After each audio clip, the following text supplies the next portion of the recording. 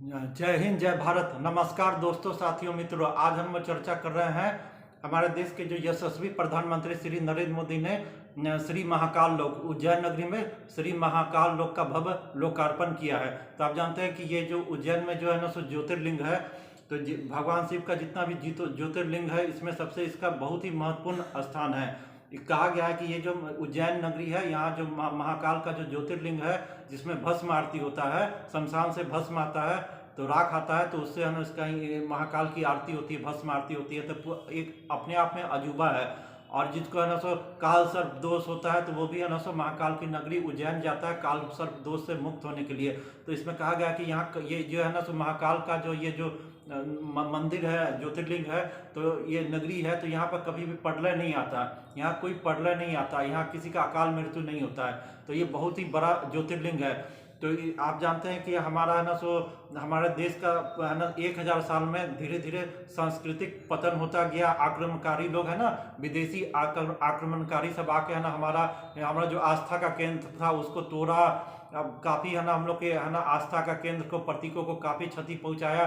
तो आप जानते हैं अयोध्या का राम मंदिर तोड़ दिया। उस तरह है ना मुस्लिम आक्रमणकारी इल्तुतमिश 1235 में 1235 में इल्तुतमिश, तो इल्तुतमिश जो था, जो है ना सो ये मुस्लिम बादशाह था, दिल्ली सल्तनत का जो बादशाह था इल्तुतमिश, तो उसने ना सो आक्रमण करके 1235 में ये है ना तो उज्जैन का जो महाकाल का जो मंदिर था उसको पूरा तहस नहस कर दिया था। हालांकि इसके जो पुजारी ये लोग थे, मंदिर के पुजारी थे, किसी तरह ये जो है ना सो महाकाल का जो ज्योतिर्लिंग है उसको कहीं तालाब में छिपा के रख दिया था जो इल्तुतमिश, और उसके सैनिक इसको खोज नहीं पाए। लेकिन ना सो ये पूरे मंदिर को इल्तुतमिश जो मुस्लिम आक्रमणकारी था, दिल्ली सल्तनत का बादशाह था, ने पूरा नष्ट भ्रष्ट कर दिया था। हिंदू मानता, हिंदू प्रतीक, हिंदू आस्था को काफी गहरा चोट लगाया था। तो फिर उसके बाद है ना फिर क्या हुआ कि है ना उसके लगभग 500, ये 1235 का बात है, फिर उसके बाद लगभग 500 550 साल के बाद है ना सो ये मराठा योद्धा जो है ना सो राणाजी राव, तो आप जानते हैं कि है ना सो लगभग 18वीं शताब्दी में है ना इस्लाम का है ना इस्लामिक मुगल शासक जो इस्लामिक शासन ये सब थे, तो उनका पतन धीरे धीरे होने लगा। तो उसके बाद है ना सो ये मराठा ने है ना पूरे है ना सो देश पर है ना इनका है ना मराठा लोग का प्रभाव पड़ने लगा। तो उसी में मराठा योद्धा थे राणाजी राव। तो मराठा योद्धा राणाजी राव ने इस मंदिर का जो है ना इल्तुतमिश ने 1235 में इसको पूरा तोड़ दिया था, उसका पुनरुद्धार करवाया था, मंदिर को फिर से भव्य रूप से बनाया था। लेकिन उतना भव्य रूप नहीं उस समय हो पाया, लेकिन काफ़ी उसमें राणाजी राव ने है ना सो काफ़ी इसका भव्य रूप दिया था, इसको फिर से इस मंदिर को फिर से पुनः स्थापित किया था।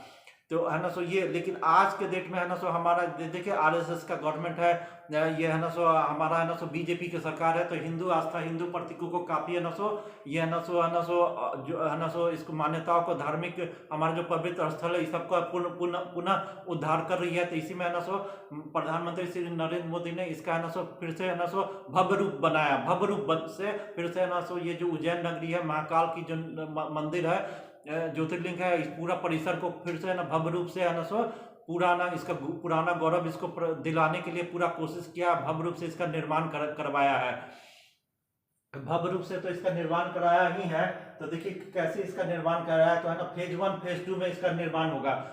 फेज वन और फेज 2 में, तो फेज 1 तो हो गया, तो फेज 1 अब फेज 2 बाकी है, फेज 2 बाकी है। फेज 2 कब पूरा होगा? 2024 तक है ना फेज 2 भी है ना पूरा है ना सो ये कंप्लीट हो जाएगा। तब तो और भी भव्य उज्जैन का जो है ना सो मंदिर है, जो महाकाल की नगरी है, महाकाल लोक है, और भी विशाल भव्य हो जाएगा। एकदम है ना देवलोक जैसा लगेगा। ऐसा देखे ना प्रतीक लगेगा कि ये सिर्फ है ना महादेव का लोग है, शिव की नगरी है, देवलोक जैसा प्रतीत होगा। तो है ना सो इसमें कितना रुपया लगा है, कितना रुपया खर्च किया? लगभग 850 करोड़, 856 करोड़ रुपया का पूरा प्रोजेक्ट है, जिसको इसको महाकाल का जो मंदिर है इसको फिर से है ना सो फिर से भव्य रूप से पूरा है ना इसको दिया जाएगा। तो 850 करोड़ रुपया लगभग लगा इस प्रोजेक्ट में। प्रोजेक्ट 1 हो चुका, प्रोजेक्ट 2 हो चुका है। तो आप जानते हैं जो मंदिर में है ना नरेंद्र मोदी ने है ना वहाँ गया, तो है ना ये महाकाल का जो ज्योतिर्लिंग है, तो उसका पूजा अर्चना की है। तो है ना पूरा लाइव, पूरा दुनिया, पूरा देश देखा लाइव अर्चना कि भारत के प्रधानमंत्री खुद गया, उसका लोकार्पण किया। और है ना ये जो शिवलिंग है, ज्योतिर्लिंग है, उसका पूरा पूजा अर्चना किए, माथा में चंदन का लेप लगाए, टीका लगाए, फिर है ना महाकाल की आरती किए। आप जानते हैं महाकाल की आरती की है, फिर है ना उसका रुद्राभिषेक किया, महाकाल की महाकाल को है ना जलाभिषेक जलाभिषेक रुद्राभिषेक किए, रुद्राक्षी माला पहने हुए थे, मंत्रोच्चारण किए। जो भी है ना आज तक भारत के इतिहास में अनेक प्रधानमंत्री हुए हैं, पंडित जवाहरलाल नेहरू हुए हैं, राजीव गांधी, इंदिरा गांधी, लाल बहादुर शास्त्री, पीवी नरसिम्हा राव, अटल बिहारी वाजपेयी, देवगौड़ा, इंदिरा कुमार गुजराल, मनमोहन सिंह, अनेक प्रधानमंत्री हुए। नहीं कोई भी आप है ना देखिए कोई भी ऐसा प्रधानमंत्री था कि खुल्लम खुल्ला पब्लिक के सामने पूरा लाइव टेलीकास्ट हो, जो है ना सो हिंदू रीति रिवाज विधि से किसी मंदिर में है ना सो मंत्रोच्चारण कर रहा हो, हिंदू देवी देवता को जलाभिषेक करता हो, रुद्राभिषेक करता, मंत्रोच्चारण करते हुए कोई नहीं। सिर्फ भारत के जो यशस्वी प्रधानमंत्री है नरेंद्र मोदी, तो उन्हीं में इतना हिम्मत है, इतना गौरव है कि है ना वो अपना है ना सो आस्था है, जो है ना हिंदुओं के प्रति उनका जो आस्था है, उनमें उनका जो है ना सो धार्मिक मान्यता है, भगवान शिव के प्रति जो अपना उनका प्रेम, अगाध प्रेम है, उसको कभी छुपाया नहीं। पूरे है ना पूरे दुनिया के सामने इसको प्रदर्शित किए कि देखिए हम हिंदू है, हिंदू है, हमारा देश में भले हिंदू मुस्लिम सिख ईसाई जब हो सब रहता है, लेकिन यहाँ पर बहुसंख्यक आबादी सदियों से हिंदुओं का आबादी रहा है, से सनातन है, सनातन धर्म है। यहाँ पर लगभग 140 करोड़ जनसंख्या में लगभग 110-15 करोड़ है ना सो सनातन रहते हैं, हिंदू है ना, सिख है ना सो, बौद्ध, जैन, ये सब लगभग 115 करोड़ यहाँ पर ना सनातन आबादी है, सनातन हिंदू जो है ना सो वैदिक संस्कृति को मानने वाले लोग हैं। तो हम लोग है ना सो ये है ना सो अनादिकाल से भगवान शिव की पूजा करते हैं। तो इसका है ना को कभी भी ये मोदी जी ने इसका दिखावा नहीं किया। बोलते हैं कि हमारा देश सेकुलर है, इसलिए कोई भी प्रधानमंत्री मंदिर में नहीं जाता था, अपना पूजा पाठ का दिखावा प्रदर्शन नहीं करता था, इसीलिए कोई प्रधानमंत्री मंदिर में जाके पूजा पाठ नहीं करता था कि उसका सेकुलर छवि को है ना सो काफी क्षति पहुंचेगा, हानि पहुंचेगा।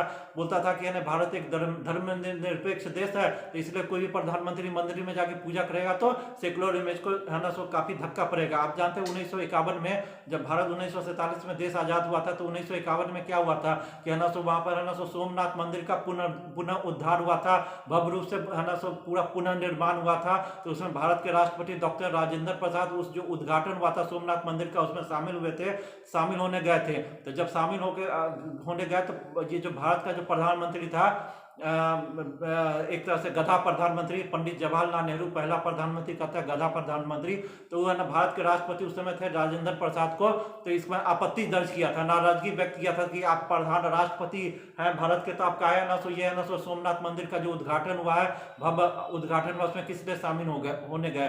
तो पंडित जवाहरलाल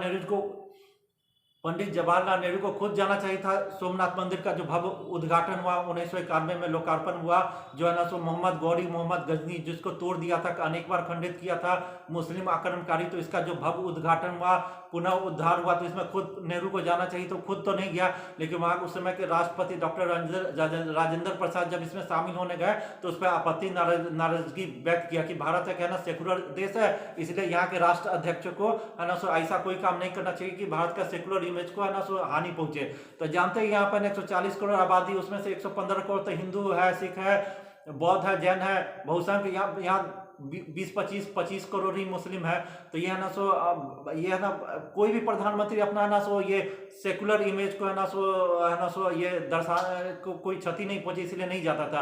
पीवी नरसिम्हा राव ब्राह्मण थे, बहुत ही बड़े विद्वान थे, लेकिन वो भी है ना ये सब काम नहीं किए। लेकिन भारत के प्रधानमंत्री नरेंद्र मोदी में साहस है कि वो हिंदुओं के नेता है, हिंदू मान्यताओं को मानते हैं, उनके सिर में भगवान शिव का आगाध प्रेम है, इसलिए वो है ना भगवान शिव का उज्जैन नगरी का पुनः उद्धार किए हैं, इतना भव्य लोकार्पण किए हैं, और इसको फिर से पुरानी गौरव जो है ना सो एकदम जैसे कि है ना कि देव लोग जैसा लगता है वैसे किए हैं, पूरा हिंदू विधि रीति रिवाज से इसका पूजा पाठ अर्चना ये सब किए, खुल्लम खुल्ला किया, इसमें कोई उनको डर भय नहीं है। तो ये है ना कुछ जो आज तक कोई प्रधानमंत्री देश का नहीं किया, वो है ना श्री नरेंद्र मोदी ने करके दिखाया, जो नेहरू नहीं किया, इंदिरा गांधी, राजीव गांधी नहीं किया, पंडित जवाहरलाल नेहरू नहीं किया, और भी है ना सो चंद्रशेखर नहीं किया, बीपी सिंह नहीं किया, राजीव गांधी नहीं किया, देवगौड़ा नहीं किया, वो है ना सो वो हिम्मत नरेंद्र मोदी में है। तो यही है भारत का सबसे अच्छा प्रधानमंत्री, इससे अच्छा कोई प्रधानमंत्री नहीं आज तक हुआ है जो हिंदुओं के लिए है ना सो इतना अगाध प्रेम, हिंदू आस्था, हिंदू भगवान शिव के लिए खुल्लम खुल्ला है ना सबको बोला कि नहीं हमको कोई इसका डर भय नहीं है कि कोई मेरा सेकुलर इमेज को क्या करेगा। तो ये सब तो हुआ ही, तो इतना जो भव्य है ना सो उज्जैन नगरी में इतना जो भव्य है ना सो लोकार्पण हुआ है, महाकाल लोक का, तो उसी के बारे में हम लोग चर्चा कर रहे हैं कितना भव्य हुआ है।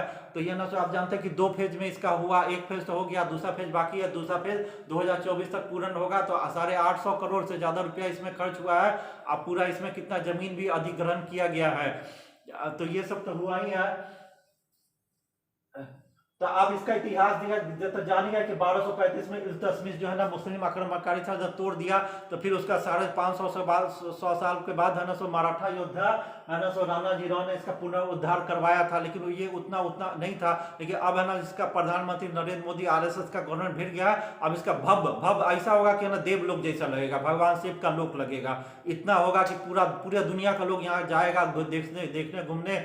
तो ये तो उज्जैन की नगरी है ना, ये जो राजा थे विक्रमादित्य, राजा विक्रमादित्य थे, तो उनकी नगरी है। तो पूरे दुनिया का लोग यहाँ पर्यटन करने जाएगा। तो इससे पूरे देश का ना पर्यटन उद्योग कितना बढ़ेगा। उज्जैन नगरी के कारण पूरा मध्य प्रदेश का पर्यटन बनेगा। वहाँ का लोग का पर्यटन उद्योग में काफी है ना सो पैसा भी, रोजगार भी बनेगा। तो ये काफी बहुत ही अच्छा साहसी काम है। तो वहाँ का पर्यटन उद्योग को भी काफी बढ़ावा मिलेगा। तो ये सब तो फायदा होगा, रोजगार में वृद्धि होगा। पूरे भारत से यानी विदेश से अनेक देशों के लोग वहां पर जाएंगे महाकाल का दर्शन करने के लिए उज्जैन नगरी में। तो रोजगार बढ़ेगा, पर्यटन बढ़ेगा, तो टूरिज्म भी बढ़ेगा। तो वहाँ के लोगों का भी गरीबी मिटेगा, भुखमरी मिटेगा, बेरोजगारी मिटेगा। तो ये सब तो फायदा ही होगा ही। तो अब आप जानते हैं कि कैसा महाकाल का लोग कैसा बना है। तो देखिए, तो महाकाल का जो लोग बना है, तो इसमें सबसे पहले ना 26 फीट ऊंचा, जैसे जाइएगा ना तो 26 फीट ऊंचा है ना। सबसे पहले महाकाल के लोक में जाइएगा तो 26 फीट ऊंचा नंदी की प्रतिमा आपको मिलेगा। भव्य है ना द्वार मिलेगा, भव्य द्वार, नंदी द्वार, इसको नंदी का द्वार कहा गया है। 26 फीट ऊंचा नंदी द्वार। तो है ना सबसे पहले जब जाइएगा दर्शन करने तो सबसे पहले भव्य द्वार मिलेगा, जिसको नंदी द्वार कहा गया। 26 फीट ऊंचा, तो इतना भव्य द्वार बना गया, नंदी द्वार बनाया गया। और इसके बाद क्या क्या है इसमें, तो और क्या है, देखिए 45 हेक्टेयर का इलाका है। देखिए 45 हेक्टेयर के इलाका में ये भव्य इसका लोकार्पण हुआ है। महाकाल लोक का 45 हेक्टेयर के इलाका में हुआ है। 45 हेक्टेयर के इलाका में हुआ है। 600 इसमें सीसीटीवी कैमरा लगा हुआ है। तो देखिए 600, लगभग 600 पूरे परिसर में लगभग 600 सीसीटीवी कैमरा है ना इसमें लगा हुआ है, जो पूरा है ना देखे कुछ क्या नहीं हो रहा, गड़बड़ सरबड़ होगा, कुछ होगा, पूरा सब चीज का है ना ध्यान रखेगा। तो सीसीटीवी कैमरा 600 लगा हुआ है। अच्छा, इसमें कमल कुंड है, कमल कुंड। तो कमल कुंड है इसमें है ना भव्य कमल कुंड है। कमल कुंड है एक है ना सरोवर टाइप का कमल कुंड। तो इसमें भगवान शिव की बहुत ही बड़ी प्रतिमा लगी हुई है। और भगवान शिव इसमें बिल्कुल है ना ध्यान मुद्रा में है, एकदम ध्यान मुद्रा है।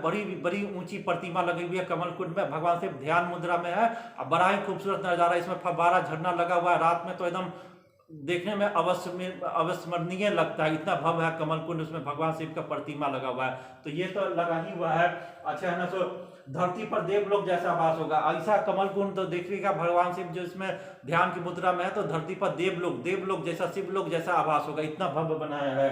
अच्छे, ये तो है 108 स्तंभ लगाए गए हैं शिव की अलग अलग मुद्रा में। अब देखिए 108 स्तंभ इसमें है ना, इस जो पूरा है ना मंदिर परिसर है उसमें 108 है ना स्तंभ लगाए, 108 स्तंभ। तो इसमें 108 स्तंभ में भगवान शिव का है ना ये जो है ना शिव का जो तांडव मुद्रा, भगवान शिव का जो तांडव मुद्रा है, तो उसका अनेक जो उसका है ना शिव तांडव का जो अनेक मुद्रा है, तो इस सब है ना जितना भी 108 स्तंभ है, तो भगवान शिव का जो है ना तांडव नृत्य किए, तांडव जो नाच किए थे, तांडव नृत्य, तो उसका अनेक भंगिमाएं है ना इसमें सब 108 स्तंभ में अंकित है। और ये सब आनंद स्वरूप की है। भगवान शिव का जो तांडव नृत्य किए थे, तो उसका जो आनंद स्वरूप है, तो उसी के है ना पूरा है ना आकृति है ना, सब 108 स्तंभों में उकेरी गई है। तो पूरा ये है, तो है ना 108 स्तंभ लगाए गए हैं शिव की अलग अलग मुद्रा में, तांडव नृत्य मुद्रा में भंगिमाएं अंकित की गई, आनंद मुद्रा है। तो ये जो तांडव नृत्य का जो आनंद मुद्रा है, आनंद भंगिमाएं, अनेक भंगिमाएं,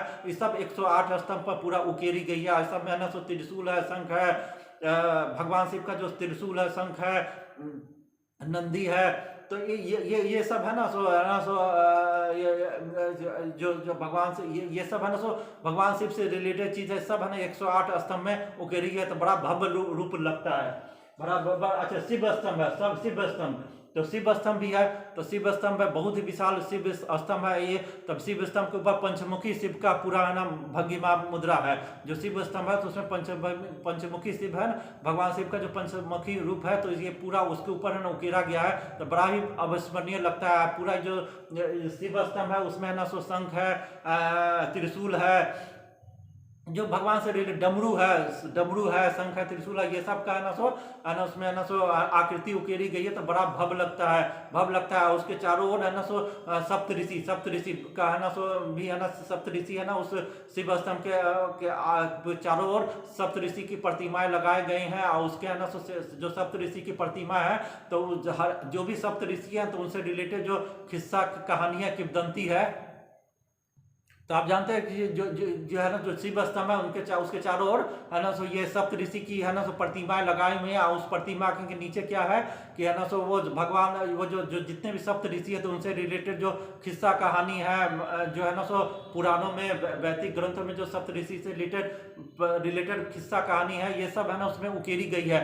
इस जितना भी है ना इसमें और भी अनेक है ना सो भव्य मूर्ति, हिंदू देवी देवताओं का, भगवान गणेश का अनेक बड़ी प्रतिमा लगाई हुई है। 18 फीट का भगवान गणेश का, भगवान ये हनुमान जी का, अनेक जो भी अनेक हिंदू देवी देवताओं का है ना भी अनेक है ना सो विशाल मूर्ति सब लगाया गया है। अच्छा, सबसे बड़ा बात है कि है ना सो इसमें है ना सो गाइड, मंदिर में जाइएगा तो आपको गाइड का जरूरत नहीं पड़ेगा, गाइड से पूछने का जरूरत नहीं है। आप जब भी जाइए मंदिर में जाइए ना, तो जितने भी भव्य प्रतिमा लगाई है तो उसके पास जाइए, या सप्तऋषि की मूर्ति है, प्रतिमा है, सबके पास जाइए। और उसमें बार कोड लगा हुआ है ना, तो उसको आप है ना उसका बार कोड का QR कैन है ना सो स्कैन कीजिए।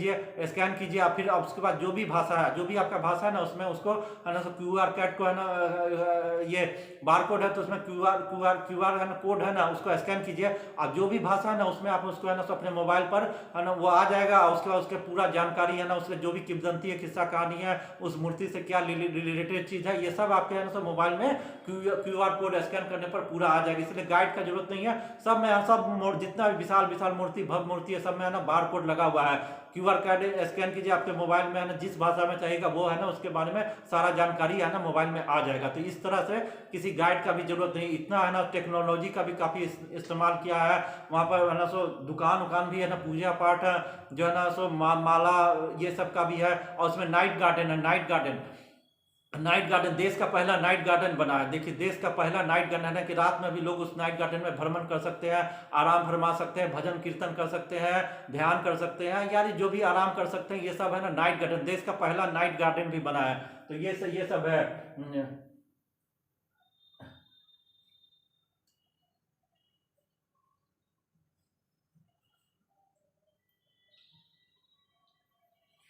तो आप जानते हैं कि है ना सो ये हमारे भारत के प्रधानमंत्री, तो जब से इनका भारत के जो प्रधानमंत्री RSS का जो गवर्नमेंट बना, BJP का गवर्नमेंट, तो है ना पहले तो है ना तो अयोध्या में है ना सो बहुत ही भव्य मंदिर बन रहा है। भगवान श्री राम का अयोध्या में जो है ना सो बाबर तोड़ दिया था, तो उसका भव्य मंदिर बन रहा है। तो ये है ना सो अयोध्या में तो भगवान राम का मंदिर तो बना ही रहा है, भव्य मंदिर। आज से काशी विश्वनाथ कॉरिडोर भी है ना सो बहुत ही भव्य बना दिए। अब और भी है ना सो ये जो है ना सो ये जो वहाँ का मस्जिद है, ये जो है सो मस्जिद है ज्ञान वापी मस्जिद, तो उसमें भी है ना भगवान शिव का है ना सो जो है ना सो स्वयंभू ज्योतिर्लिंग मिल गया है, तो उसको भी अब भव्य रूप से देंगे। तो इस तरह काशी विश्वनाथ कॉरिडोर तो पूरा बना ही चुके हैं, और भी बनाएंगे। भगवान अयोध्या में भगवान राम का भव्य मंदिर बन रहा है, विशाल मंदिर बन रहा है। उस तरह केदारनाथ धाम का भी है ना भव्य रूप से है ना सो इसका है ना सो पुनर्उद्धार किए, लोकार्पण किए। तो केदारनाथ धाम हो गया, बद्रीनाथ धाम का भी बहुत ही विशाल रूप से फिर से उसको है ना सजाया संवारा गया है, तो लोग अच्छा से आए जा सके, इसलिए ऑल वेदर कनेक्टिविटी रोड बना गया। अब देखिए 4 धाम यात्रा, यमुनोत्री गंगोत्री हुआ, केदारनाथ हुआ, बद्रीनाथ हुआ, इसके लिए ना बहुत ही अच्छा सा ऑल वेदर है ना रोड बन रहा है, जिसमें आने जाने में कोई है ना परेशानी नहीं हो। 4 धाम तीर्थ यात्रा बहुत ही सुगम रूप से हो, ऑल वेदर रोड बन रहा है। फिर रामायण सर्किट बन रहा है, तो है ना सो रामायण सर्किट में है ना सो अनेक देश के अनेक राज्य है ना को शामिल किया गया है। उसमें आने जाने का ट्रेन से, फ्लाईओवर से, या है ना सो सड़क मार्ग से जाने का पूरा है ना कनेक्टिविटी रामायण सर्किट के तरह में है ना पूरा बन रहा है। तो ये ना श्रीलंका तक रामायण सर्किट कहाँ जाएगा, विदेश में भी जाएगा, श्रीलंका तक जाएगा, नेपाल में जाएगा, भारत से है ना सो अयोध्या से जनकपुर बस सेवा जाएगा, विवाह पंचमी में बस सेवा होता है। तो ये सब भारत सरकार ने पूरा कर रहा है, इंतजाम कर रहा है, रामायण सर्किट का विकास कर रहा है, गंगा घाटों का विकास हो रहा है, भव्य रूप से गंगा घाट तैयार हो रहा है। बनारस में देखिए हर जगह ना गंगा घाटों का पूरा पुनर्निर्माण हो रहा है। मथुरा का मामला भी कोर्ट में चल रहा है, फिर मथुरा में भी मंदिर का भव्य रूप से निर्माण होगा। औरंगजेब जो तोड़ा था तो इस मथुरा मंदिर का भी भव्य रूप से निर्माण होगा। उसी तरह कश्मीर में आप जाइए तो खीर भवानी मंदिर है, या है ना सो वहाँ पर है ना सो आप जाइए ये अमरनाथ गुफा है, तो उसका आने जाने में भी पूरा सुविधा, ये सब है ना फैसिलिटी, लोग को परेशानी होता था तो सबका अच्छा से है। तो हिंदू आस्था, हिंदू प्रतीकों को पूरा पुनरुद्धार हो रहा है। हिंदू जागरण का समय है। जो आक्रमणकारी लोग जो हिंदू मंदिर को तोड़ा था, पैसा सब लूट के ले गया था, इस समय गया। अब है ना सब देश में हिंदू शासन, हिंदू राष्ट्र, हिंदू वैभव का प्रतीक हो रहा है। प्रधानमंत्री जोर शोर से इसका लोकार्पण कर रहे हैं, तो इससे अच्छा खुशी का क्या बात है। धीरे धीरे अखंड भारत बनेगा। आरएसएस प्रमुख बोल दिए कि भारत एक अखंड भारत बनेगा, अखंड देश बनेगा। Afghanistan, Iran, Cambodia, Thailand, Burma ब्रह्म देश, जो बर्मा ब्रह्म देश होता है, नेपाल, तिब्बत हुआ या भूटान हुआ, सब भारत में शामिल होगा। देश अखंड भारत बनेगा। उधर है ना कश्मीर में है ना सो ये शारदा पीठ है, उसको भी है ना भारत है ना सो पीओके को अपने शामिल करके शारदा पीठ का भी पुनः उद्धार करेगा। पाकिस्तान में भी मंदिर है, उस सब का भी उद्धार होगा। देश फिर से है ना भव्य भारत, अखंड भारत बनेगा। तो ये सब का जोर शोर से तैयारी हो चुका, शामिल हो जाइए। अब भारत अखंड भारत बनेगा, देश का सांस्कृतिक गौरव फिर से वापस लौटेगा। तो ये सब बहुत ही अच्छा खबर है जो नरेंद्र मोदी ने किया है, उसके लिए धन्यवाद। वीडियो देखने के बाद वीडियो को लाइक कीजिएगा, चैनल को सब्सक्राइब जरूर कीजिएगा। धन्यवाद।